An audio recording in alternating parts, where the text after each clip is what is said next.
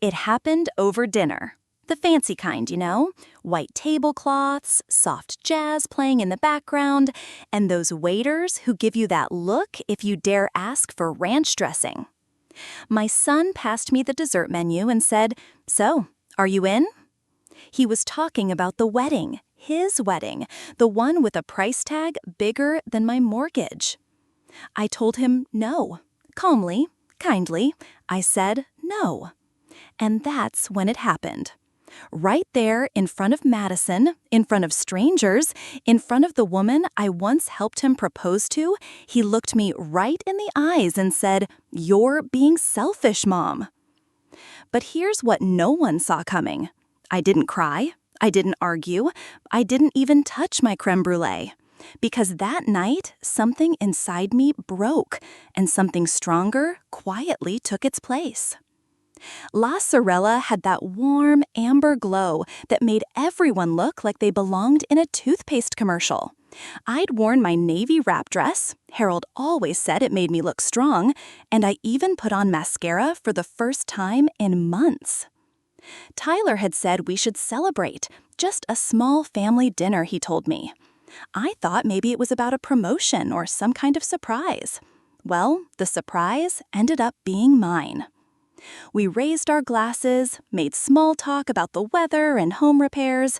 Madison smiled, that polished, perfect kind of smile, the kind that doesn't really reach the eyes. And then came the real reason we were there.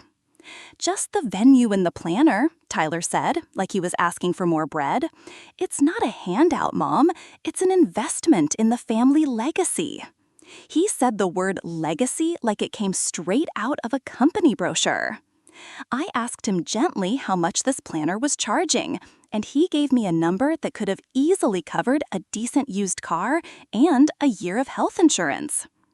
I shook my head, tucked the napkin into my lap, and told him the truth, that I'd saved for my own care, that Harold's pension wasn't an endless pot, that I wanted their day to be beautiful, but I couldn't pay for a dream that wasn't mine. His jaw clenched. "So you're just gonna sit on Dad's pension while we struggle?" That one hurt more than I let on. Then Madison spoke, quietly. "It's not struggling. It's the best day of our lives." And that's when it hit me. This wasn't a conversation. It was a pitch, a rehearsed one, and I was the final signature on a contract no one ever showed me. I slid the dessert menu back toward him, folded my hands, and said, "I can't do that." And then he, my son, the little boy who once made me a Mother's Day card out of paper towels, looked at me with eyes that had gone hard and cold. "You're being selfish, Mom." The words cut through the restaurant just enough for the couple at the next table to glance over. I heard a spoon clink gently against a ramekin. I didn't say anything. I didn't even flinch. I just reached for my purse, stood up, and placed my napkin beside the untouched crème brûlée. Then I said it, steady as ever. "I'll send you my decision in writing." He frowned. "What does that mean?" I didn't answer, because right then, I wasn't just a mother disappointing her son. I was a woman finally drawing a line. As I stepped outside, the cool night air touched my face. I wasn't angry. I wasn't heartbroken. I just felt awake. If anything about tonight reminded you of a time when you stayed quiet, even though your heart screamed, or a moment you finally spoke up and it nearly broke you, I hope you'll share it with me in the comments. Sometimes the stories we keep inside are the ones that most need to be spoken. Have you ever drawn a line, not out of bitterness, but to protect your peace? I'd love to hear how it turned out. And if you're wondering what happened the next morning, trust me, so was I. That's when everything quietly began to shift. The next morning, I sat on the porch with a cup of black coffee, and the word selfish just kept echoing in my mind like it had been scratched into the walls around me. The early September air was soft, There was a breeze brushing through the maple tree in the yard, and somewhere down the street, a lawnmower hummed in the background. That sound, it cut through the quiet the same way Tyler's words had cut through my heart. You never expect betrayal to come in your own voice, let alone echo from your child's mouth. But there it was, clear, sharp, and cold, like a mirror that didn't reflect, just sliced. I had my journal in my lap, pen in hand, trying to sort through everything. I'd managed to write the date, then half of a sentence, then just a question mark. It stared back at me, big and crooked, like the universe shrugging its shoulders. Sandra, my neighbor, came shuffling up the walkway in her slippers, holding a Tupperware container. "Blueberry, still warm," she said with a soft smile. I tried to smile back, but I think all I managed was the shape of one. She sat beside me without saying a word. Sandra always knew when to show up. She had a way of appearing right when something cracked open. "You look like someone sat on your spirit," she said. I let out a breath, part sigh, part laugh. Tyler wants me to pay for a wedding I don't even believe in. Sandra didn't react. She just looked at me, calm and steady, like a rock in the tide. "He called me selfish," I said. The word came out tasting like burnt toast. She paused, then said, "You know, saying no isn't selfish. It's survival, especially when people ask just to see how much you'll give." I nodded, more to myself than to her. My coffee had gone cold in my hands. "I've been talking to someone," I said quietly, barely louder than the rustling leaves. "A lawyer, Carol Jensen. I didn't tell anyone because this isn't about surprises anymore. It's about feeling safe. I've been setting up a trust." Sandra's eyes crinkled a little, and she just said, "Good," like it was the most natural thing in the world. From inside the house, my phone buzzed. A voicemail. It was Daniel. I played it on speaker. I wasn't ready to move yet. "Hey, Mom, just checking in. Call me when you're up." His voice was calm, but there was that note of quiet caution he always carried, like he was feeling his way through. Daniel never called unless something felt off. Maybe he sensed it. Maybe sons just do, even from far away. I glanced at the little table next to the porch door, where a photo of my boys sat. Daniel in his graduation cap, Tyler next to him, still in high school, wearing that goofy plaid shirt he loved. I looked at them and wondered when things had shifted, or maybe the shift had always been there, and I just hadn't wanted to see it. Then a text came through. It was Carol Jensen.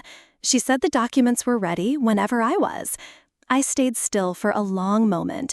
Then I got up, walked into the living room, and opened the old oak cabinet where I kept the safe. My hands moved on their own. I entered the code, waited for the click. Inside was a yellow folder, the label written in my own handwriting, "Contingency Plan." The paper felt heavy, like it understood. I picked up my phone and dialed. "Carol, I'd like to meet, today if possible." You don't really walk into a law office expecting to feel comfort, but Carol Jensen's office was different. It felt like the kind of space where you could speak heavy things out loud and not worry they'd crack the walls.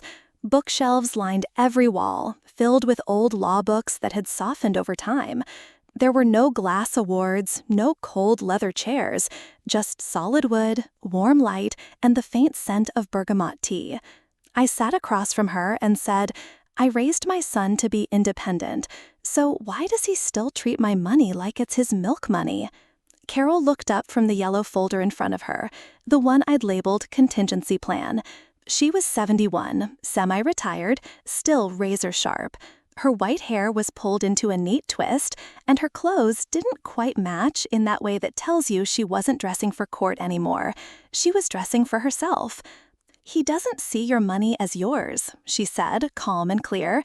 "He sees it as fuel, for his dreams, for her plans, for whatever image they want to project that day." I nodded.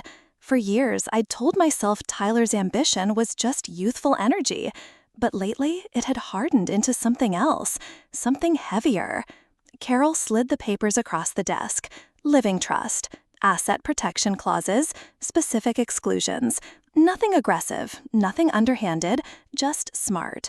I ran my finger along the top of the page. My name was printed there, neat and clear. It felt like the decisions were pressing up through the paper, asking to be owned. This feels, I paused, final, like I'm cutting him off. She leaned back, her hands resting together.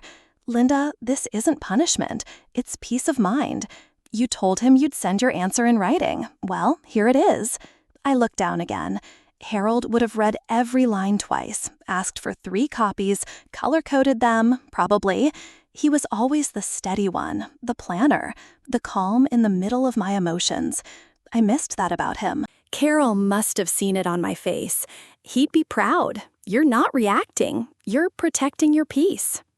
We went through the options. I asked, and if Tyler challenges it? She didn't even blink. It's all solid. He doesn't have a leg to stand on. I picked up the pen, and my hand didn't shake, not even once. When I stepped outside, the Texas afternoon wrapped around me, full of heat and the smell of roasted pecans coming from a cart down the street. I walked slowly, my heels clicking against the sidewalk in a rhythm I hadn't heard in years. A few blocks later, I passed a wedding boutique. In the window, there was a dress that looked like a cloud, its hem lined with tiny pearls. A satin sign underneath read, "Make it the day she'll never forget." I stopped and just stood there. Then I smiled. "I intend to," I whispered. When I got home, the porch was shaded in that soft, golden light of late afternoon. I opened the mailbox. It creaked, just a little.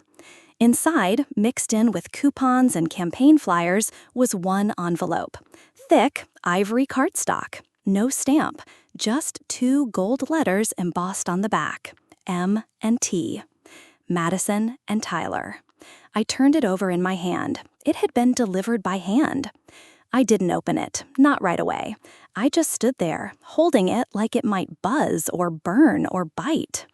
That dress was still in my head.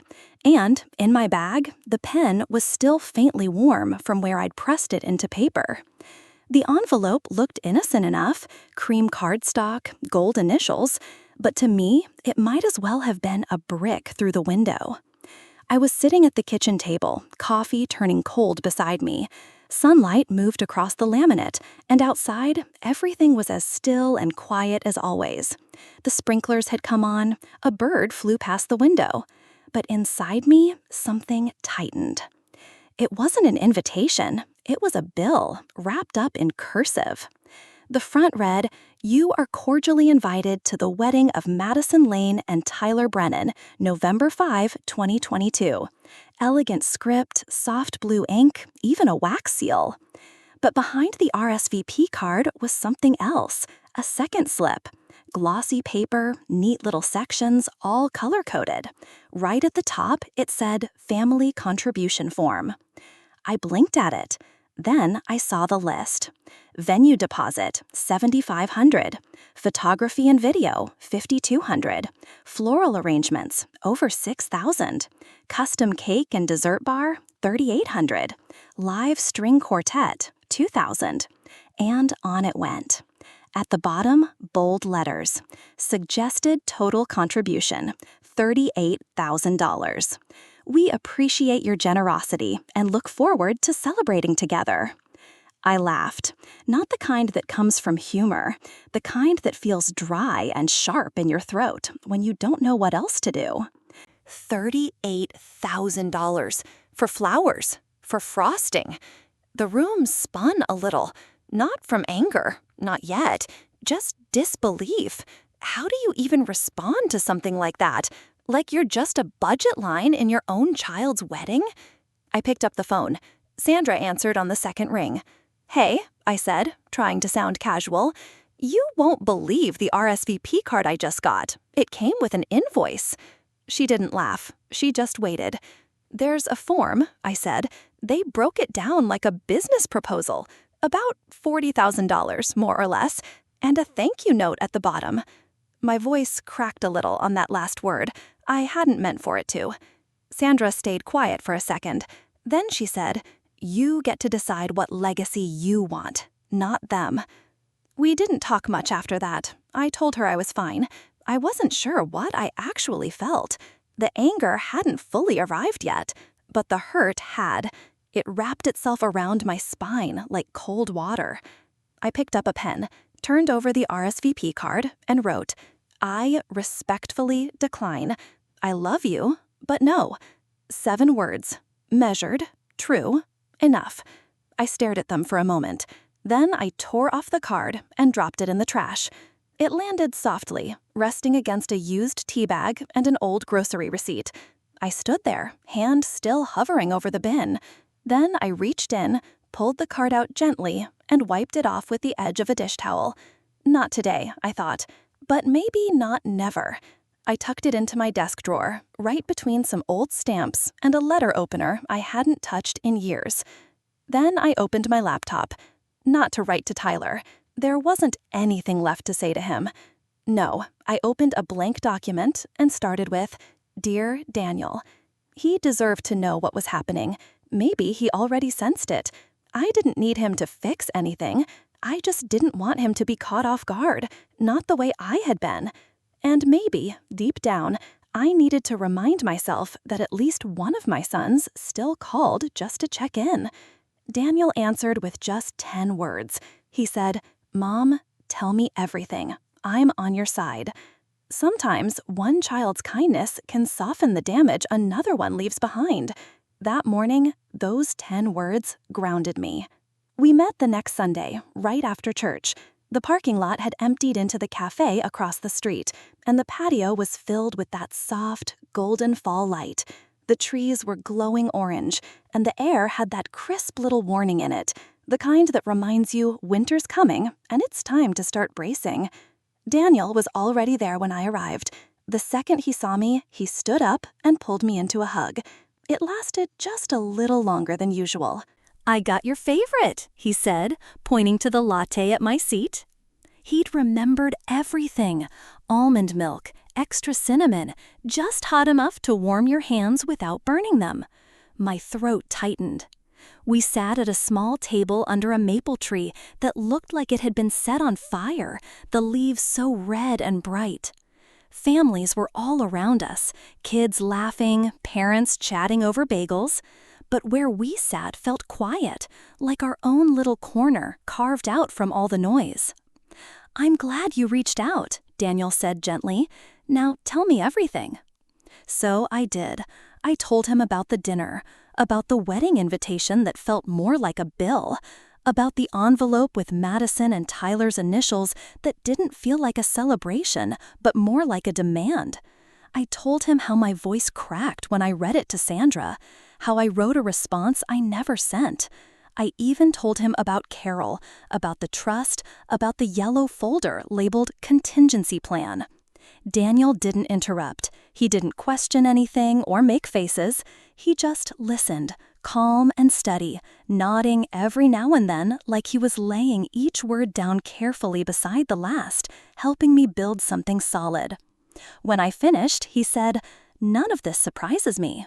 I looked at him. "It doesn't?" He shook his head. "Tyler's always taken more than he gave.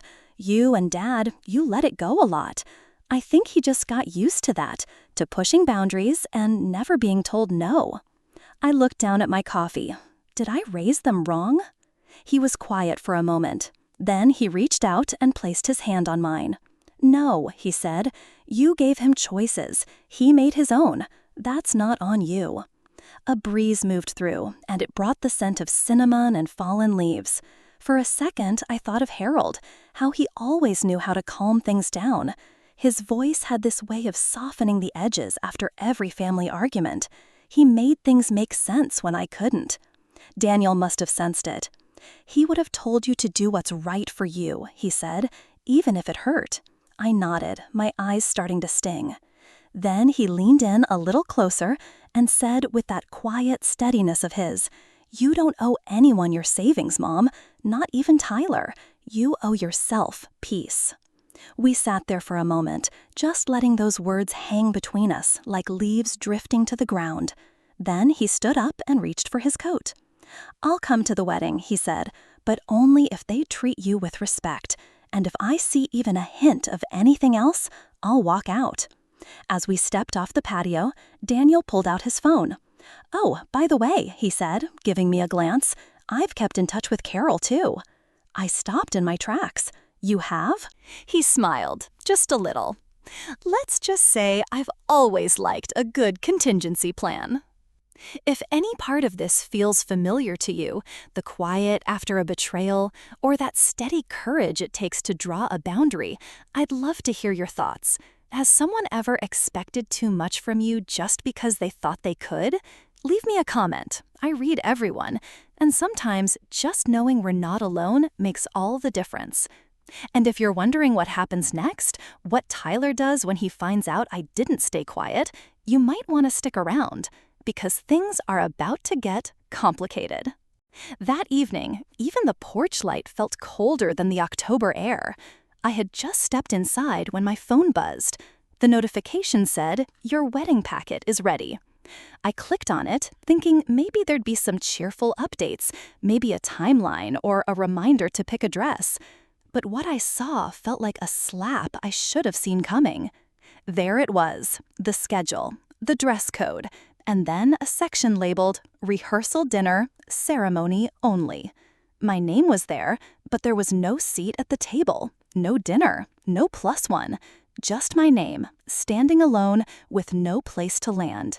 It was like I was invited in theory, but not in presence, like I was visible, but not really seen. I opened it again, then again. Surely it was a mistake, a glitch. But every time, the same text blinked back at me.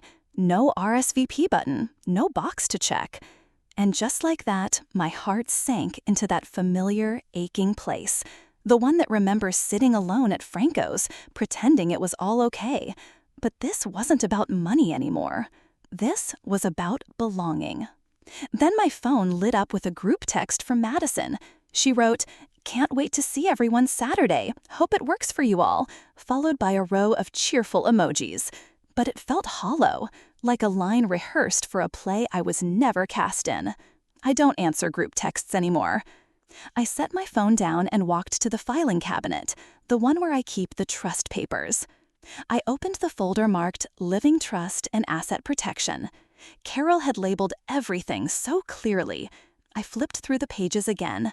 The revocable trust, the contingencies, the clauses, the protections. It all sat there like a quiet shield. My hands didn't shake as I picked up the phone. Carol answered after 2 rings, warm, calm, steady. "Carol," I said. My voice was low but firm. "Yes, Linda." "I need to tighten the language," I told her. "No gray areas, no loopholes, and no access after my death unless it goes through the trustee committee." She paused just long enough to make it clear she understood. "I'll make the changes," she said. "You'll have them by tonight." That was my backup plan, the one I never thought I'd use.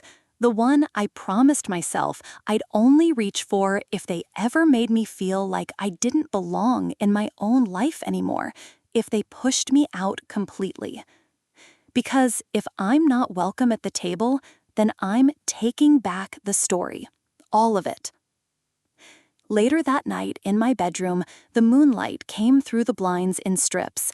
I placed both hands on the desk, breathing slow and even. I opened my journal and wrote one sentence. I've made peace with being the villain in someone else's fairy tale. I put the pen down and just sat there, feeling the full weight of it. I had crossed a line I never thought I'd need to. Forgiveness? Yes, I've always believed in that. But forgetting? No. And silence? Not anymore. I walked over to the window and looked out onto the quiet street. Leaves danced under the glow of the street lamp, spinning in the cool breeze. It felt like the calm before something was about to change. After I sent Carol the revisions, I didn't feel triumphant. I felt hollow, like I'd won something but lost something deeper in the process.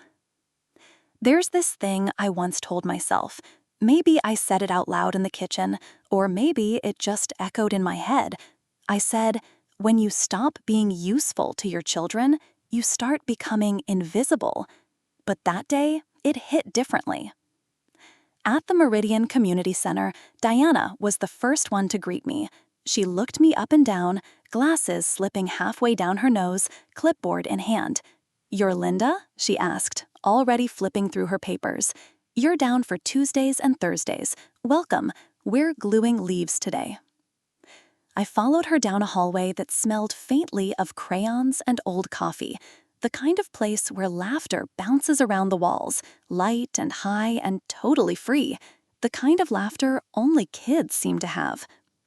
She led me into a big multi-purpose room where folding tables were already covered with red and orange paper leaves. "Fall festival prep," she said. "It's not fancy, just help us make it feel like something." At the far end of the room, two women waved us over. "This is Brenda and Marta," Diana said. "They've been doing this longer than I have. They'll catch you up." Brenda smiled. "You glue, we gossip." And Marta added, "Sometimes we forget which is which."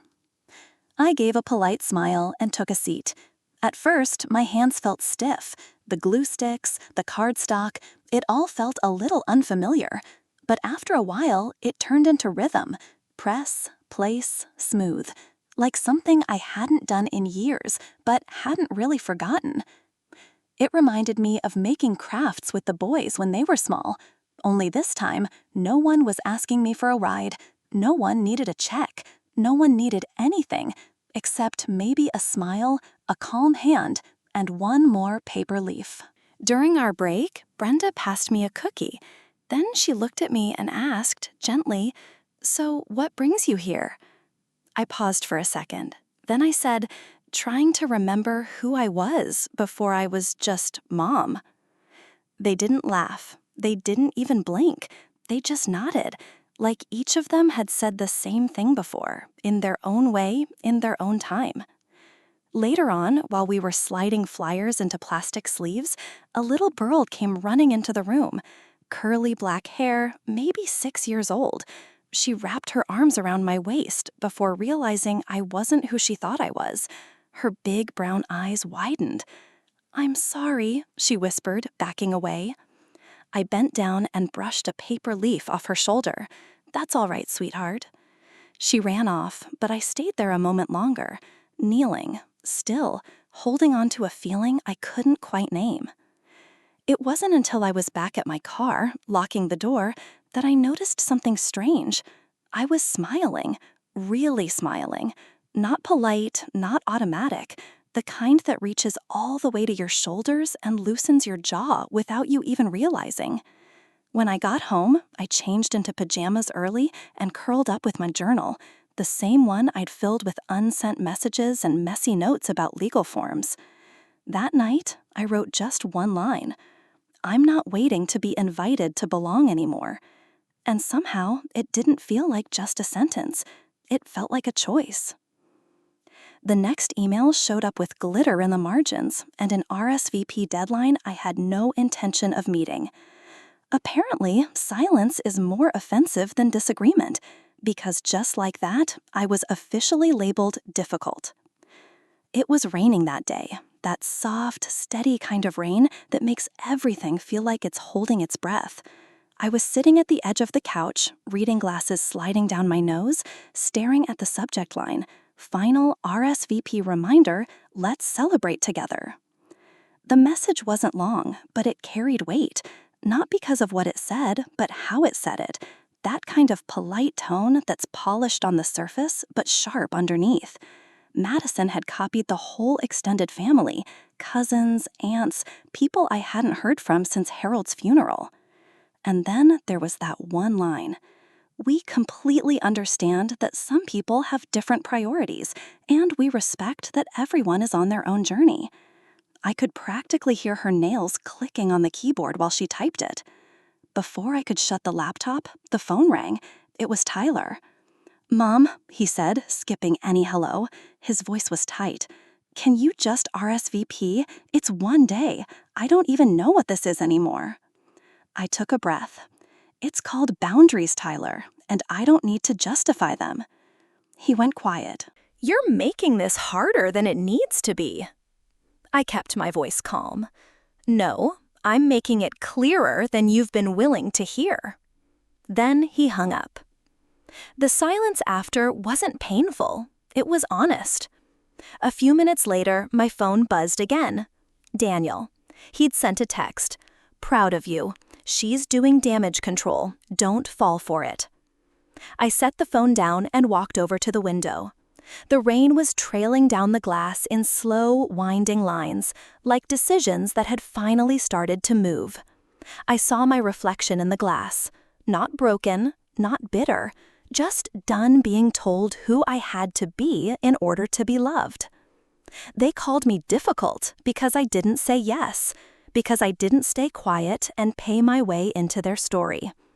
It's easier to accept women when they smile and go along, especially mothers. Say no too often and suddenly you're cold. Say it calmly and you're manipulative. Say it once and you're unforgettable, but not in a way they mean kindly. I opened a drawer and took out the RSVP card Madison had resent, the one with the gold trim and wax seal that looked fancier than it needed to be.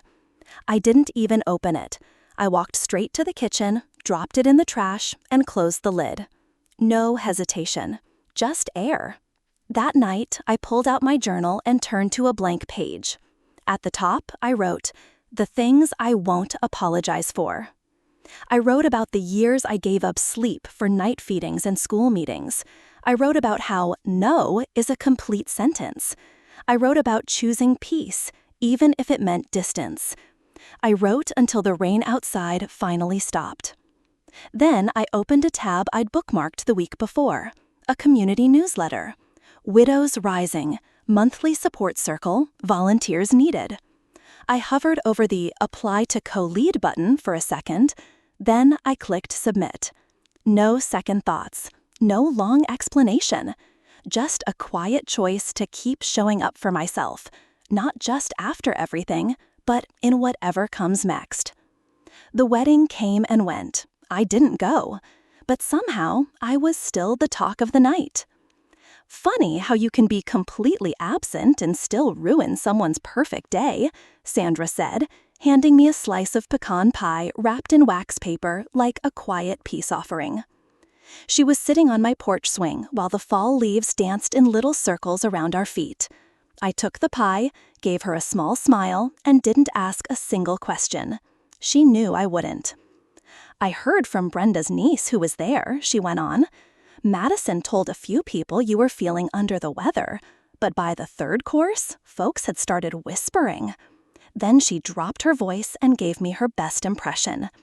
"Did you hear? Her own mother didn't show?" I took a bite of the pie.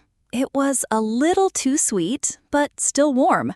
I said, "Well, at least now I'm a mystery. That's better than being a wallet." Sandra smiled, though it didn't quite reach her eyes. "You okay?" "I think I am," I told her, and honestly, I was surprised to realize it was true.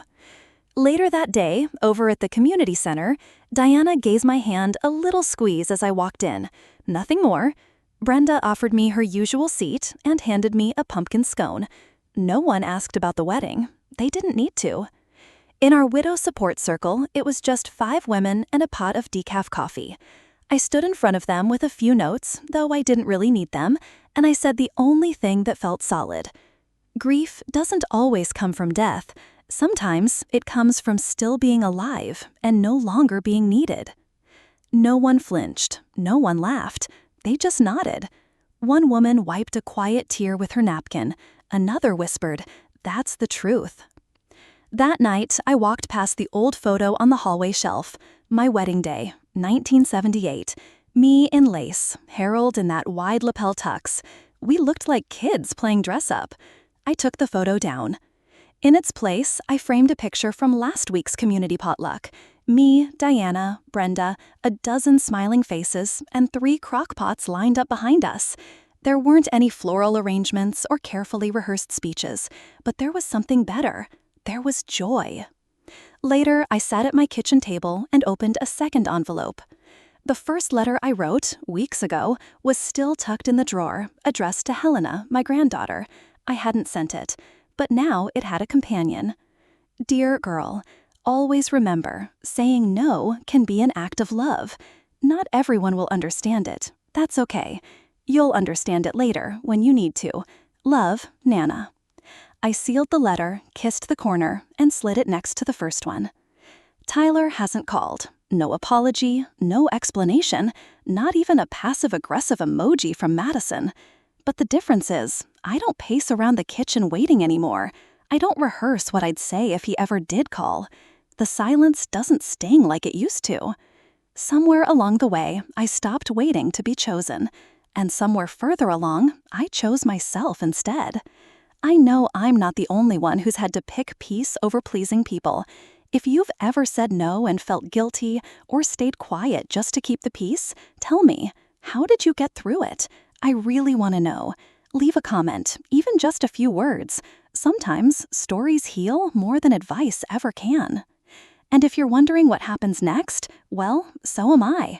Because just when I thought the silence was the end, it turns out it wasn't. The smell of cinnamon rolls filled my kitchen, soft and warm, like an old memory coming back to visit. I hadn't made them since Harold passed, not because they were his favorite, but because they were mine. And somehow, for a while, that felt selfish. But this Thanksgiving, I made them just for me. I poured a small cup of coffee and flipped on the Macy's parade, the usual, plastic smiles, those slow floating balloons, and commentators trying a little too hard to sound cheerful. I watched in silence, chewing slowly, until the phone rang. It was Tyler. I let it ring once before answering. "Hi, sweetheart," I said. He didn't ease into it. "You embarrassed us, Mom." No hello, no happy Thanksgiving. He kept going. "Madison's parents asked why you weren't at the wedding. I had to make excuses. You didn't even RSVP. You just disappeared." I took a deep breath and kept my voice steady. "I didn't disappear," I said. "I stepped out of a role that no longer fits." There was a pause. I heard something in the background. Maybe dishes, maybe footsteps. "You've changed," he said, quieter now. "You're not you." "No," I told him. "I'm not the version of me who keeps saying yes just to keep the peace. I stopped pretending. That's the change." He didn't respond. The silence stretched. Then the line went dead. He hung up. I stood there for a moment, phone still in my hand, listening to the dial tone like it might tell me something else. It didn't. I didn't call him back. Instead, I set the phone down and took another bite of cinnamon roll. It had cooled, but it was still sweet. A few minutes later, my phone buzzed again. This time, it was Daniel. "Proud of you. We're having pie at 3 if you're up for it." I smiled. He always knew how to say just enough. I walked over to the hutch and pulled out the blue and white porcelain plates Harold and I had found at that estate sale in 1993. We said we'd save them for special occasions. I figured this one counted. As I rinsed my hands at the sink, I looked up at the small mirror above the faucet. For weeks, that reflection had stared back at me with tired eyes, like someone watching the end of something she couldn't quite name. But today, the eyes looked a little clearer. I still had questions, I still felt sadness, but the weight I'd been carrying had shifted, like it had finally found other shoulders to rest on. Or maybe it just realized it wasn't welcome here anymore. "I think I'll bring the good plates," I said out loud. And I meant it. Not as a peace offering, not for show, but because something had finally settled inside me. I'm not rejecting my child. I'm choosing myself. And this time, I'm not apologizing for it. December came the way it always does, with a little sparkle and a lot of tension. I'd wrapped a small garland around the front window, hung a few golden ornaments on a tabletop tree I picked up at Goodwill, and lit a cinnamon-scented candle. Harold used to tease me about those candles. He'd say, "Smells like dessert in a jar." This year, I didn't mind.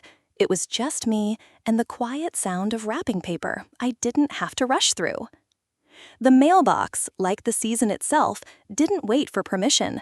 It just arrived, full as ever.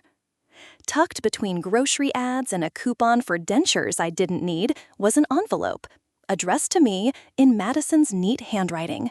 The return address was Tyler's. Inside was a slim stack of wedding photos and a simple holiday card. No drama, no pressure. It said, "Wishing you warmth this season. Helena has your smile." That was it. No apology, no backstory, just one line. But somehow, it felt heavier than I expected. I ran my fingers along the edge of a photo. Tyler looked stiff in his tux, Madison in satin, and little Helena held between them like a promise no one quite knew how to keep. I didn't cry. Instead, I reached for my journal and pulled out a letter I'd started writing weeks ago, the third one, maybe the last. It was for Helena. Dear Helena, one day you'll wonder why families fracture. Not all stories will be told to you in full. But know this, boundaries are not walls, they're doors. And sometimes we choose to close them not out of anger, but to remember who we are behind them. You are not the reason for any silence. You are the reason I chose to keep speaking, even if only through paper. I signed it gently, folded it carefully, and slipped it behind the photo from the community potluck.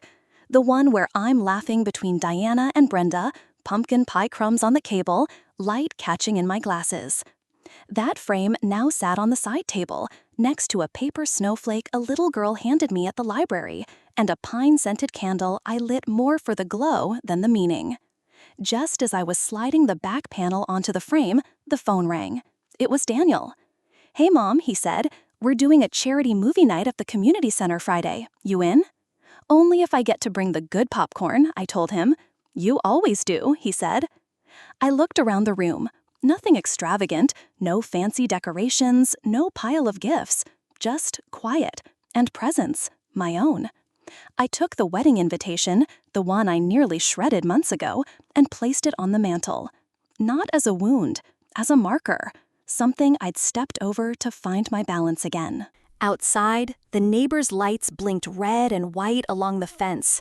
Kids were laughing down the block, that bright, wild kind of laugh that makes you forget how cold it is. I stood there for a minute, looking at my reflection in the darkened glass. "I made it through," I whispered, and this time, I believed it. New Year's Eve used to be about waiting for someone to call, to check in, to remember me. But this year, I called myself. The community center was full of light and warmth, the air smelled like cinnamon cider, and someone had hung gold tinsel around the folding chairs. Brenda brought her famous spinach dip, the one everyone jokes about but always goes back for seconds. I helped Marta tape paper stars to the wall behind the dessert table. And for the first time in a long time, I didn't feel like a visitor in someone else's world. I felt like I belonged, not because I had to, because I chose to. "I used to think legacy was what you left behind," I said to Diana as we passed around stacks of paper plates, "but I think it's also what you live while you're still here." She nodded and handed me a plastic tiara that said Happy New Year in glitter.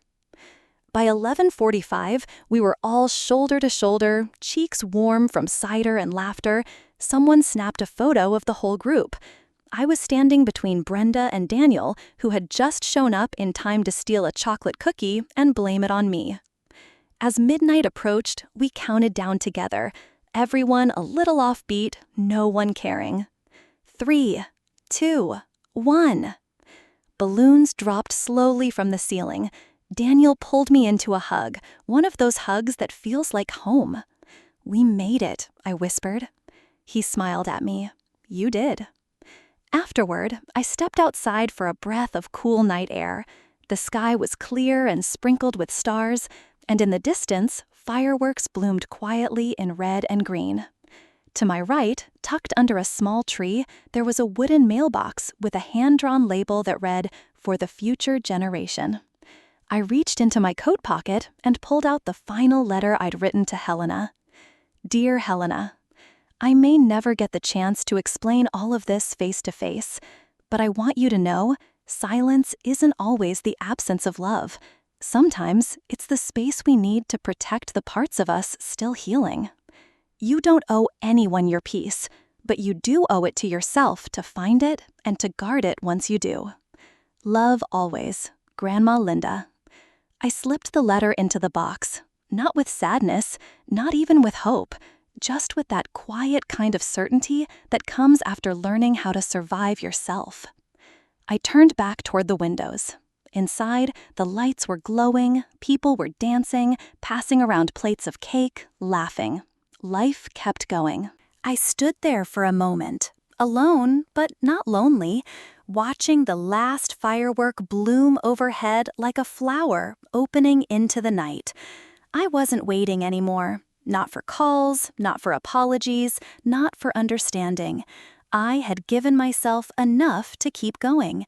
And as the sky lit up one last time, I smiled.